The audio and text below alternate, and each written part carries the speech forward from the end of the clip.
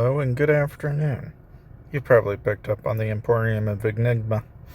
You might be wondering, is this a good way to acquire widgets? You might be thinking, I could get widgets this way. And you wouldn't be wrong. But is it worth it, right? Compared to spending boatloads of money and acquiring widgets in different ways, is this the only true way to find yourself in a potentially better set of widgets for your particular heroes, right?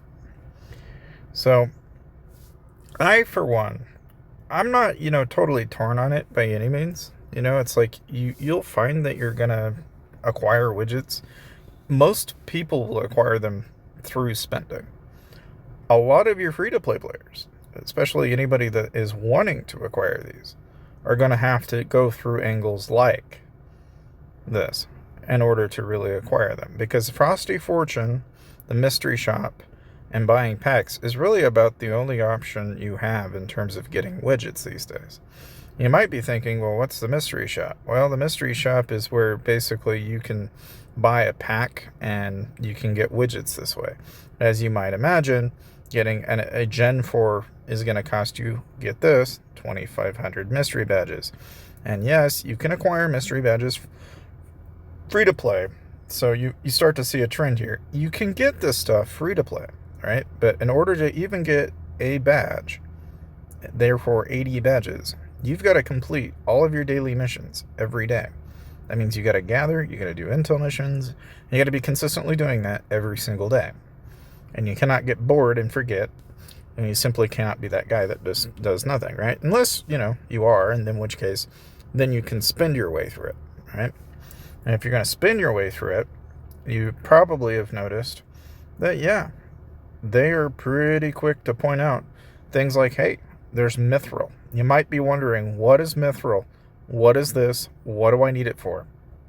I'll explain that here in a minute. But like everything, you'll notice that 2,500 equates to $5. That is to say, if you were, bored, you might notice that this says Gen 3. But it's also $5. You start to see a trend here. $5 is going to get you some of the chests. In other words, you can spend your heart's content pretty darn quickly when it comes to widgets in this particular game, okay? So when it comes to a set of widgets, 2,500 and you're going to get exactly 5 for $5. That means $1 per widget. And you're going to acquire their skill, and that's only going to give you so much and so far. So comparing that to where, say here I got 20 Thorn of Enigma, okay? And again, you can pretty much spend 60 of this per 120, right? So you get 2 shots at $1. And let's say you get 20 on every red chest that you run, and you run and refresh. Let's just assume you did that, right? That means that you're going to get about 20 or so, which is then going to give you exactly 2 chests.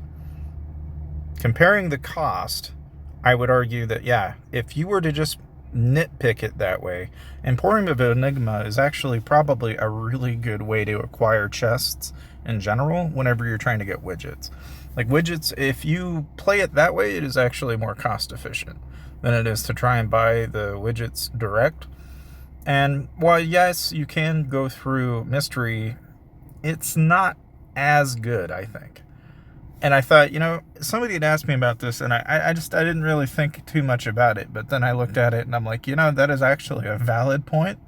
Like, this is one of the few events where getting widget chests actually might be a very viable option for a vast majority of players, whether they're free to play or if they're pay to win. That is an actual angle that you can take. And honestly, not the worst idea compared to a lot of people that are after the skins. Like, honestly, I might recommend trying that out. Now, in my case, my biggest issue with any widget right now is I'm really adamant about waiting till Gen 5. And for that reason, I'm very not so motivated to do anything as far as widgets are concerned. But I'm sure everybody at various stages have had this problem, and it's just, at the end of the day, if you've got a lot of money and you're willing to burn it, then hey, all the power to you. But if you don't, then yeah, pick your battles wisely. In the case of Lynn, I just happened to get her to level 80, and I'm 39 out of 100, right? So I'm just close enough to where I could almost get her to the 5th star. But the benefit of getting her to where she is now is if I were to line up where she is compared to the nearest hero in terms of what she provides in stats, I mean, while it isn't maxed, you'll notice that it's still a substantial, it's a jump in marksman attack compared to, like, if I look at Alonzo, even though Alonzo's at 240 and he's maxed out, I mean, the benefit of having Lynn not even fully maxed out is she's almost comparable now to the Alonzo that I have that is maxed out. And that really goes to show that, as you're working on your heroes, the gen that is coming up from the newest generation, after 2 generations, they're already predominantly better in almost every way from the previous 2 generations. And so you have to really kind of stick with it, in a sense, in order to really make do. And I mean, part of the reason I was able to get Lynn like I did without having to really spend is I just saved a lot of my gems. Now, I admittedly spent probably somewhere short of 200,000 gems. And that's not an easy feat. Like, you still got to get those gems somehow. So I say mostly, it's not really free to play. It's like, yeah, it still costs me, but it costs me in the form of gems rather than actual dollars, And so you got to pick your battles how you want to pick them, and that's really all I have to say on that subject. But other than that, things have been going well. But I don't know how your guys' states are doing, and I was just kind of curious what you guys have been up to. And I'll be reading the comments because naturally I feel like everybody's either known me or seen me, or you're in your own state or you're in different stages of the game.